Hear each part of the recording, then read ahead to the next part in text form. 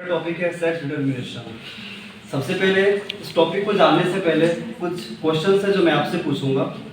और सबसे पहला क्वेश्चन ये रहेगा, हमारे नेचर में हम अपने आसपास जितने भी एनिमल्स देखते हैं तो बेसिकली हमें टू कैटेगरी नज़र आती है। दो कैटेगरीज जो है वो एक है जिनके अंदर जान होती है जिसे हम लिविंग ऑर्गेनिज्म बोलते हैं, और दूसरे होते हैं नॉन लिविंग। लिविंग में कौन आएगा? जितने भी एनिमल्स हैं उसमें इंसानों को भी इंक्लूड किया जाएगा, क्योंकि हम साइंस में जब बात करेंगे तो इंसान भी एक एनिमल ही है। तो जितने भी एनिमल्स हैं वो सारे क्या लिविंग हैं, और नॉन लिविंग को आप सबको पता है, बुक्स हैं, डेस्क है, बोर्ड, सारे के सारे नॉन लिविंग हैं। अब सवाल ये उठता है यहाँ पे कि जितने भी लिविंग ऑर्गेनिज्म हैं वो अपनी संतति को या अपनी जनरेशन को आगे कैसे बढ़ाते हैं। तो वो कैसे बढ़ाते हैं आपको बताना है। कोई बता सकता है कि कोई भी पर्सन है वो अपनी जनरेशन को आगे बढ़ाएगा तो कैसे बढ़ेगा? तो इसका आंसर है रिप्रोडक्शन। रिप्रोडक्शन से क्या होता है कि एक कम्युनिटी अगर रहती है तो धीरे धीरे क्या होगा, उनमें ग्रोथ होगा। 1 से 2 बनेंगे, 2 से 4 बनेंगे, और धीरे धीरे क्या होगा, एक पॉपुलेशन का फॉर्मेशन हो जाएगा। बहुत सारे नंबर्स में एनिमल्स बन जाएंगे या ऑर्गेनिजम्स बन जाएंगे। अब यहाँ पे सवाल ये उठता है, जो रिप्रोडक्शन हुआ तो उसमें ऐसा क्या हुआ कि इतने सारे एनिमल्स बन गए। और दूसरा ये कि उनमें भी ये डिपेंड करता है कि जैसे कि हमारे क्लास में ही अगर आप देखें, ऐसा तो नहीं कि सारे के सारे गर्ल्स ही बैठे हुए हैं, यहाँ पे बॉयज भी अवेलेबल हैं, यानी कि दोनों कॉम्बिनेशन मौजूद है। और इस ब्रह्मांड में, इस यूनिवर्स में जितने भी एनिमल्स हैं उनमें आप देखेंगे जैसे कि एलिफेंट है तो एक फीमेल एलिफेंट भी होगा और मेल भी होगा। वैसे ही क्या होगा, डॉग्स में भी सेम है, टाइगर्स में भी सेम है। तो सब में क्या आपको नजर आएगा, मेल फीमेल नजर आएगा, ह्यूमंस में भी नजर आएगा। ये कैसे डिटरमाइन होता है कि आने वाली जनरेशन जो होगी वो मेल होगी या फीमेल होगी? इसको हम पढ़ते हैं सेक्स डिटरमिनेशन के अंदर, राइट। अब सवाल ये उठता है कि इसको भी जानने से पहले थोड़ा सा और हमें पता होना चाहिए कि क्रोमोसोम्स क्या होते हैं। क्रोमोसोम्स जो होते हैं वो एक थ्रेड लाइक स्ट्रक्चर्स होते हैं। वो कहाँ मिलेंगे? बेसिकली डीएनए में मिलेंगे। अगर आप डीएनए का स्ट्रक्चर देखेंगे तो आपको कुछ इस तरीके से डीएनए नजर आएगा। ये होगा हमारा 3 प्राइमेट, एंड यहाँ पे 5 रहेगा, जस्ट अपोजिट यहाँ पे 5 है और यहाँ पे 3 रहेगा, 3 प्राइमेट। और यहाँ पे आपको नजर आएंगे नाइट्रोजनस बेसेस। यहीं पे आपको अगर इसको और जूम करें अगर आप, तो आपको नजर आएगा यहाँ पे क्या, क्रोमोसोम, राइट। क्रोमोसोम कैसे नजर आएगा आपको? कुछ इस तरीके से क्रोमोसोम अटैच रहते हैं। यहाँ पे मैंने वो होमोलोगस बनाया है, सिंगल अगर हम देखें तो कुछ इस तरीके से आपको नजर आएगा क्रोमोसोम, राइट। अब ये जो क्रोमोसोम होता है, क्रोमोसोम के पास सेंट्रोमियर अवेलेबल होगा, यहाँ पे बीच वाला पॉइंट जो रहेगा। यहाँ पे हमें और क्या जानना है कि जो डीएनए के अंदर हमने जूम किया वहां पे हमें क्रोमोसोम्स नजर आए। ये क्रोमोसोम जो होते हैं हमारी बॉडी में होते कितने हैं? तो हमारी बॉडी में क्रोमोसोम अगर हम देखें तो हमें नजर आएगा टोटल 46 क्रोमोसोम। और ये पेयर में कि सिंगल है? सिंगल है। पेयर में होता है हमारा 23। कितने होते हैं? 23 पेयर में होते हैं और नॉर्मली होते हैं 46।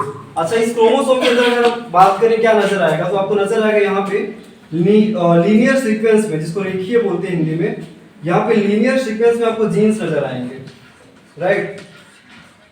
ये जो जीन्स होंगे ये हमारी सारी की सारी बॉडी के जो भी इंफॉर्मेशंस हैं वो डिफाइन करते हैं कि हमारे अंदर कैरेक्टर कैसे बिल्ड होंगे। अब यहाँ पे हमने जीन्स को भी देख लिया, जान लिया। अब आते हैं हमारे मेन टॉपिक के ऊपर, ये जो क्रोमोसोम पढ़ रहे थे। 23 पेयर में है, इसमें भी 2 टाइप्स के हैं। पहला जो हमारा होता है वो होता है ऑटोसोम्स। क्या होता है? एंड दूसरा होता है हमारा एलोसोम। बेसिकली एलोसोम को हम दूसरे नाम से क्या जानते हैं? सेक्स क्रोमोसोम भी बोलते हैं। क्या बोलते हैं? सेक्स क्रोमोसोम कहते हैं। ये जो ऑटोसोम होते हैं ये कितने होते हैं नंबर्स में? ऑटोसोम का जो नंबर होगा, ऑटोसोम का नंबर होता है हमारे यहाँ पे 22 प्लस, यहाँ पे मैं 1 पेयर लिख रहा हूँ, ठीक है। तो 22 है, ये है क्या? 22 ही हमारा ऑटोसोम है, राइट। ऑटोसोम हो गया, और ये क्या होगा? 1 पेयर सेक्स क्रोमोसोम होगा। अब यहाँ पे एक और बात हमें जानना है ऑटोसोम जो क्रोमोसोम होते हैं वो कैसे होते हैं। ऑटोसोम क्या होते हैं? ऑटोसोम ये डिफाइन करते हैं कि एक नॉर्मल ह्यूमन बॉडी के अंदर सिर्फ उसका जेंडर छोड़ करके, उसका सेक्स छोड़ करके बॉडी के जितने भी पार्ट्स हैं, जैसे कि हमारा हेयर कैसा होगा, बॉडी कैसे दिखेगी, वो डिफाइन करता है ऑटोसोम डिफाइन करता है। सेक्स क्रोमोसोम ये डिफाइन करेगा कि हमारी बॉडी में जो आने वाली जनरेशन होगी वो मेल होगा या फीमेल होगा, वो डिफाइन करते हैं। शो कैसे करते हैं हम? एक्स हो गया और वाई हो गया और एक्स हो गया, एक्स हो गया। अब बायोलॉजी में आपको एक सिंबल जानना बहुत जरूरी है मेल और फीमेल का। ये जो सिंबल होता है मैं ऊपर बनाता हूं, शायद आपको दिखे। ये वाला जो सिंबल है और एक ये वाला सिंबल है, कोई बता सकता है इस सिंबल का नाम क्या है? इसको बोलते हैं फीमेल और ये होता है मेल।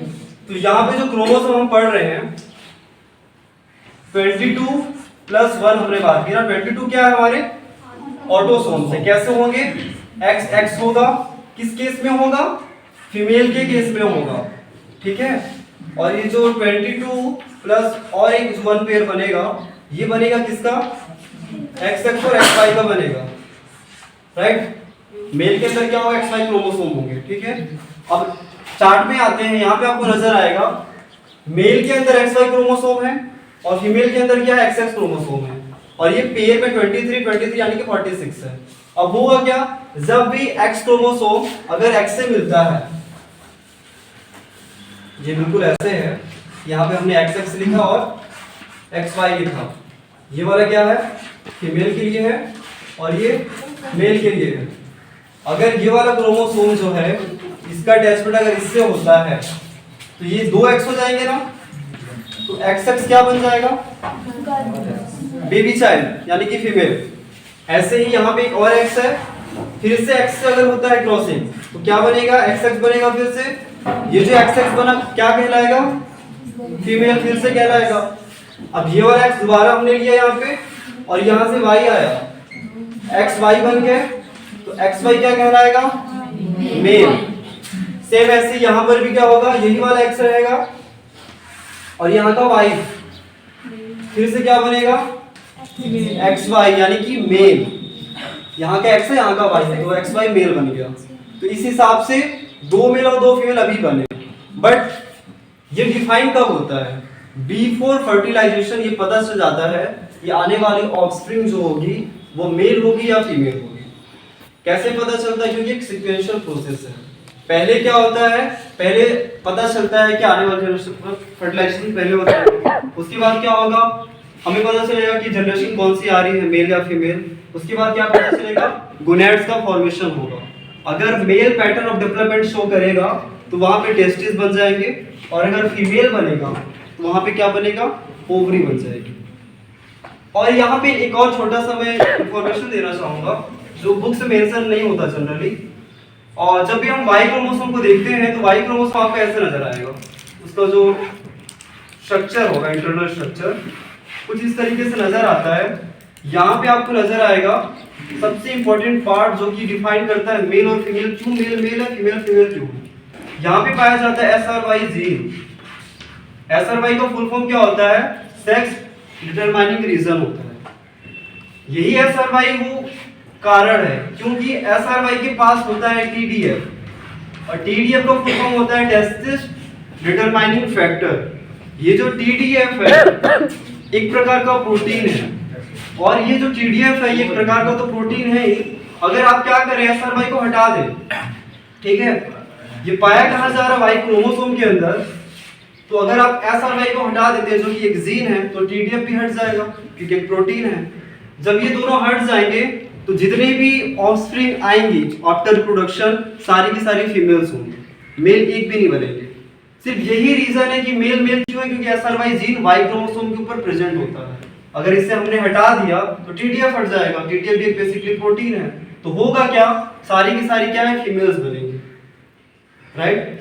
तो ये था एक सेक्स डिटरमिनेशन का ओवरऑल प्रोसेस था। आई होप आप लोगों को समझ में आ गई।